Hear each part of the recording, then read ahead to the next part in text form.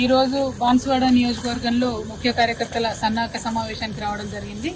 దాంతో పాటు మరి బాన్సువాడను బంగారువాడగా చేస్తూ దాదాపు 10 నుంచి 12,000 కోట్ల పైచిలకు అభివృద్ధి కోసం మనము నిధులు ఇక్కడ గత 10 సంవత్సరాల్లో ఖర్చు చేయడం జరిగింది. అయినా సరే మరి ఇక్కడ పోచారం శ్రీనివాస్ రెడ్డి గారు ప్రజలను వదిలి మరి అధికారం కోసం పార్టీ మారడం జరిగింది. సరే మరి కేసీఆర్ గారు ఏం చేశారు బాన్సువాడలో అని చూపిద్దాం తెలంగాణ ప్రజలకు ఇవ్వాలని ఈ పర్టికులర్ మంజీరా నది మీద కట్టినటువంటి చెక్ డ్యామ్ దగ్గరకు వచ్చినాం. ఇట్లాంటివి ఈ నియోజకవర్గంలో 4 చెక్ డ్యామ్లు కట్టినారు. దాంతో ఒకటి హ్యాండ్ షేక్ చెక్ డ్యామ్స్ లాగా 4 చెక్ డ్యామ్స్ కట్టడంతో ఈ ప్రాంతం అంతా కూడా సస్యశ్యామలం అవ్వడం, ఇక్కడ జల వనరులు, నీటి ఊట, మరి వాటర్ టేబుల్ పెరగడం, దాంతో అద్భుతంగా పంటలు పండడం అనేది మనం చూస్తా ఉన్నాం.